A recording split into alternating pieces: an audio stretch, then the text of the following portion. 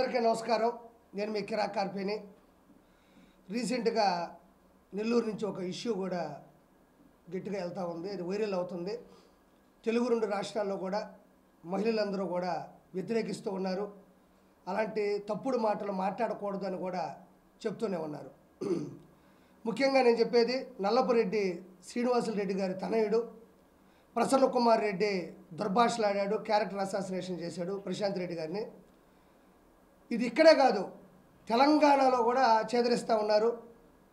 అయితే ప్రశాంత్ రెడ్డి గారి గురించి మాట్లాడిన మాటలు కూడా చెప్పదలుచుకోలేదు, బట్ విషయం తెలియాలి కాబట్టి నా నుంచి కూడా చెప్తున్నాను. విపిఆర్ గారు బోరుబావిలో పడ్డారు, బ్లాక్మెయిల్ చేసి ప్రశాంత్ రెడ్డి గారు పెళ్లి చేసుకున్నారు. అదేవిధంగా రకరకాల రాష్ట్రాల్లో పిహెచ్డి చేశారు.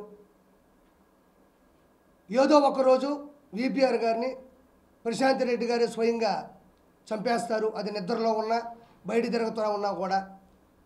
నన్ను అడుగుంటే ఒక మంచి పిల్లని తీసుకొచ్చి పెళ్లి చేసేవాడిని కదా అని విపిఆర్ గారి మీద, సతీమణి ప్రశాంత్ రెడ్డి గారి మీద కూడా మాట్లాడడం జరిగింది. అవి ఖచ్చితంగా తీవ్రంగా ఖండించాల్సినటువంటి వ్యాఖ్యలు. ఎందుకు ఇలా మాట్లాడినాడు ప్రసన్న కుమార్ రెడ్డి, దానికి అనిల్ కుమార్ యాదవ్ ఎందుకు సపోర్ట్ చేస్తున్నాడు, ఎందుకు వెనకేసుకొని వస్తున్నాడు అనేది ఒకసారి అసలు ప్రసన్న కుమార్ రెడ్డి అంత తీవ్రంగా మాట్లాడాల్సిన అవసరం ఏంటి అనే దాని గురించి మాట్లాడదాం. ఒకటి, వైఎస్ఆర్సీపీలో బూతులు ఎక్కువ ఉంటాయి, అక్కడ మనుగడ ఉండడం కరెక్ట్ కాదు అని విపిఆర్ గారు విలువలు ఇచ్చేటువంటి విపిఆర్ గారు దంపతులు మనకి వైఎస్ఆర్సీపీ కరెక్ట్ కాదు, ఆడవాళ్ళకి విలువ ఉండదు అని పసిగట్టినటువంటి వైఎస్ఆర్సీపీ నుంచి కూడా భార్యాభర్తలిద్దరు కూడా బయటికి రావడం జరిగింది. ఇది వైఎస్ఆర్సీపీకి ఫస్ట్ దెబ్బ. నెల్లూరు కంచుకోటలో ప్రకంపనలు సృష్టించినటువంటి విషయం విపిఆర్ దంపతులు టీడీపీకి రావడం. రెండోది, ఎప్పుడైనా చంద్రబాబు నాయుడు గారు పార్టీలోకి ఆహ్వానించేటప్పుడు విజయవాడకు కానీ హైదరాబాద్కి కానీ పిలిపించుకొని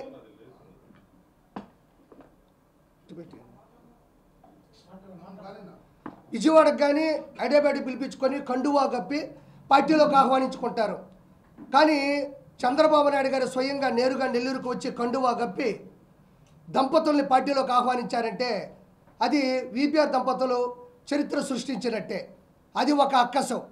రెండోది, ఇద్దరు నిలబడిన తర్వాత పాత నెల్లూరు జిల్లా అయినా కొత్త నెల్లూరు జిల్లా అయినా అందరూ కూడా విపిఆర్ లాంటి గొప్ప వ్యక్తి, ఫౌండేషన్ పెట్టినటువంటి విపిఆర్ గారు లాంటి వాళ్ళు కూడా ఎందుకు టీడీపీలోకి వచ్చారని ఒక్కొక్కరు మెల్లగా అర్థం చేసుకొని చేరికలు జరగడం కూడా, చీలికలు అవ్వడం చేరికలు అవ్వడం కూడా జరిగింది. తర్వాత ఇద్దరూ నిలబడిన తర్వాత కోవూరులో 54,583 ఓట్ల మెజారిటీతో ప్రశాంత్ రెడ్డి గారు అద్భుతమైన విజయాన్ని కైవసం చేసుకుంటే 2,45,902 ఓట్లతో ఎంపీ విపిఆర్ గారు గెలవడం జరిగింది. ఇది ఒక దెబ్బ. చేరేటప్పుడు ఒక చరిత్ర అయితే, గెలవడంలో ఒక చరిత్ర అయితే, వీళ్ళు గెలిచిన తర్వాత చేస్తున్న పనులు పరిస్థితులు ఎవరికీ మింగుడు పడ్డంలే. ముఖ్యంగా ప్రశాంత్ రెడ్డి గారు అయితే అక్కడ 230 కోట్ల రూపాయలు నిధులు మంజూరు చేయించుకొని కాలువల పూడికలు కావచ్చు, సీసీ రోడ్లు కావచ్చు, కాంపౌండ్ వాళ్ళు కావచ్చు, స్వతహాగా వాళ్ళ ఫౌండేషన్ ద్వారా కోట్ల రూపాయలు ఖర్చు పెట్టి ప్రతి ఒక్క కుటుంబానికి కూడా ఆదరణగా నిలబడుతున్నారు. ప్రత్యేకంగా 18 వాటర్ ప్లాంట్లు సొంత డబ్బులతో మంజూరు చేసి కూడా పెట్టడం జరిగింది. వీటన్నిటికన్నా కూడా గొప్ప విషయం ఏంటంటే 24/7 365 డేస్ వాళ్ళు ప్రజలకి అందుబాటులో ఉంటారు, ప్రజలతో ఉంటారు. అంటే ఒక ఎమ్మెల్యే అయితే కోవూరు ప్రసన్న కుమార్ రెడ్డిలాగా నా దగ్గరికి ఎవరో రావద్దు, నేను గెలిచేశాను అనే పరిస్థితులు కాకుండా ఆవిడ నిత్యం ప్రజల్లో ఉండి ప్రజాదరణ పొందుతూ ప్రజల చేత అత్యున్నత స్థాయి గుండెల్లో ఉంది కాబట్టి అది మింగుడు పడట్లేదు. రెండోది, ఎప్పుడు కూడా నెల్లూరు రాజకీయాలు, రాష్ట్ర రాజకీయాల్లో ఎప్పుడు కూడా ఒక ప్రత్యేకమైన అంటే ఒక ప్రత్యేకమైనటువంటి పరిస్థితులు చేకూరుకుంటాయి. ఎప్పుడైతే ఎలక్షన్స్ స్టార్ట్ అయ్యి ఇప్పటి వరకు కూడా నెల్లూరు రాజకీయాల మీద రాష్ట్ర రాజకీయాలు ఆధారపడి ఉంటాయి. అలాంటి రాష్ట్ర రాజకీయాల్లోని నెల్లూరు రాజకీయాలు చరిత్ర సృష్టించే అన్న సంగతి వాళ్ళు మింగుడు పడకపోవడం కూడా దీని ప్రత్యేకమైన విషయం. ఎంపీగా గెలిచినటువంటి ప్రభాకర్ రెడ్డి గారు ఆయన వ్యాపారాల నిమిత్తమో ఇతరత్ర కారణాల వల్ల కూడా ఎక్కడ ఉండట్లేదు. ఎప్పుడు నెల్లూరులోనే ఉంటూ ఆయన స్థాయిని, స్థానాన్ని, హోదాని కూడా పక్కన పెట్టి ప్రతి ఒక్కరికి కూడా అందుబాటులో ఉండడం జరుగుతుంది. ఇక్కడ ఏంటంటే వీళ్ళకి అక్కసు ఇదేంది ఇది, జనాలు ఈ విధంగా ఎగిసిపడుతున్నారు, ప్రశాంత్ రెడ్డి గారి కోసం ఈ విధంగా గొప్పలు చెప్తున్నారు, ఆవిడ ఇంత గొప్ప పనులు చేస్తే మన పరిస్థితి ఏంటి అని ఆయన అనుకోవడం, ఎంపీగా ప్రభాకర్ రెడ్డి గారు చేసేటువంటి పనుల దృష్ట్యా కావచ్చు, మిగతాది కూడా. ముఖ్యంగా చెప్పుకోవాలంటే 1వ తారీఖు వచ్చిందంటే ప్రశాంత్ రెడ్డి గారు ఆవిడ ఒక నాయకురాల్లా కాకుండా సేవకురాల్లా 4,000 రూపాయలు పింఛను గడప గడపకి దగ్గరుండి వర్గం చేత, నాయకుల చేత, కార్యకర్తల చేత అందించడం కూడా జరుగుతుంది.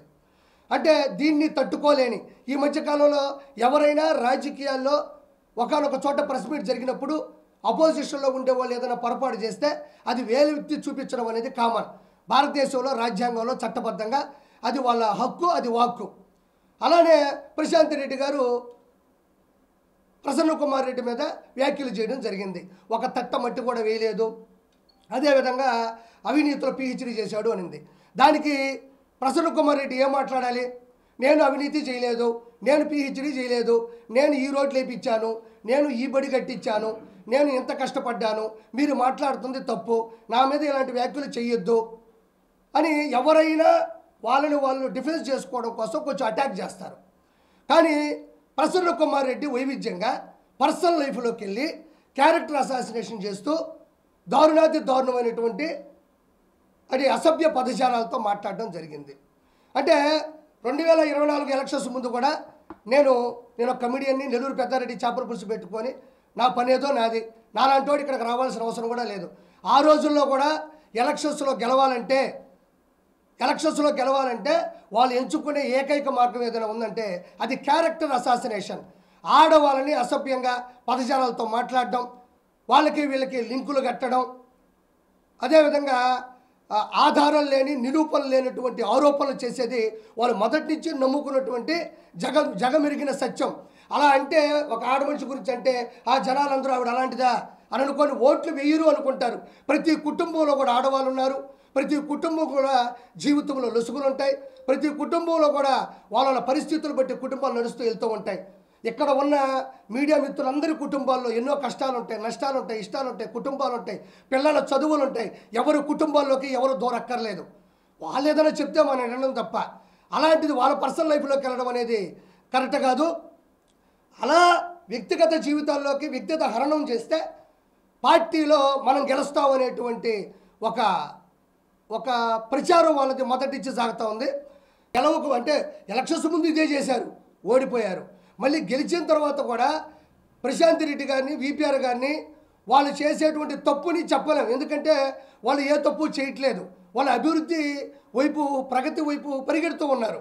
కాబట్టి వాళ్ళని వేలెత్తి చూపించడానికి వీళ్ళ దగ్గర ఏమీ లేదు. కాబట్టి కుటుంబాల లోపలికి వెళ్ళి పడిపోదాం అంటే చట్టబద్ధంగా అవినీతి చేసేవన్నప్పుడు రాజకీయాలుగా మాట్లాడాలి, కానీ కుటుంబాల జోలికి వెళ్ళి లోతుగా మాట్లాడడం అనేది ఈరోజు తెలుగు 2 రాష్ట్రాలే కాదు, బయట రాష్ట్రాల్లో ఉండే తెలుగు వాళ్ళు కూడా చేదరిస్తున్నారు, ముఖం మీద ఉమ్మేస్తున్నారు.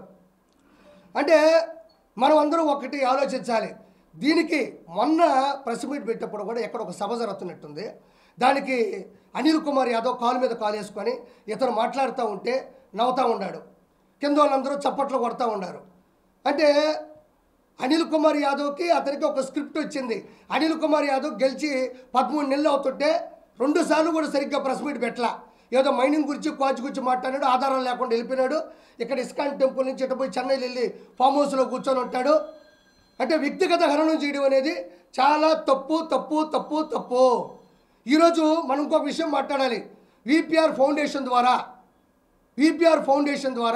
విపిఆర్ దంపతులు 170 వాటర్ ప్లాంట్లు ఇచ్చారు ఉచితంగా. విపిఆర్ స్కూల్ ద్వారా, కార్పొరేషన్ స్కూల్ ద్వారా ఉచితంగా పిల్లలను చదివిస్తున్నారు. అదేవిధంగా విపిఆర్ వైద్యం ద్వారా ఫ్రీగా వాళ్ళకి వైద్యాన్ని అందిస్తున్నారు. విపిఆర్ నేత్ర ద్వారా కంటి చికిత్స, విపిఆర్ వికాస్ ద్వారా స్పోర్ట్స్ కిట్లు, విపిఆర్ ఇప్పుడు ట్రైసైకిల్స్ కూడా ఇచ్చారు. నాకు ఒకటి మాట్లాడుతున్న కౌరు ప్రసన్న కుమార్ కానీ అనిల్ కుమార్ యాదవ్ కానీ ఏంటంటే ఆవిడ నిజంగా డబ్బుల కోసమే ఆయన చేసుకొని ఉంటే, డబ్బుల కోసమే ఆశించి వచ్చుంటే, నేను నిజాయితీగా మాట్లాడుతూ ఉన్నా, ఈరోజు దాదాపు 500 కోట్ల రూపాయలని ప్రజల కోసం సొంత డబ్బులు ఖర్చు పెట్టారా లేదా? 500 కోట్ల రూపాయలని ఈరోజు ఇక్కడ లక్ష దీపోత్సవం జరగాలన్నా, క్రిస్మస్ జరగాలన్నా, రొట్టెల పండుగ జరగాలన్నా, ఈడ ఏ దైవ కార్యం జరగాలన్నా, ఎలాంటి ప్రకృతి విపత్తు వచ్చినా మొట్టమొదటి స్పందించేది వారు. మరి 500 కోట్ల రూపాయలు వాళ్ళ కాంబినేషన్లో ఖర్చు పెడుతున్నప్పుడు ప్రశాంత్ రెడ్డి గారు ఏమండి మనకు వద్దండి, మనకెందుకు ఇవన్నీ అని ఆయన వెనక్కి లాగేసి ఆ డబ్బులన్నీ కూడా ఆవిడే తీసుకోవచ్చు కదా. మరి ప్రతి కార్యంలో కూడా ముందుండి వాళ్ళిద్దరూ ఎందుకు నడిపిస్తున్నారు? వాళ్ళ కుటుంబాల్లో జరిగేటువంటి పరిస్థితుల గురించి మనకెందుకు? ఈరోజు భార్య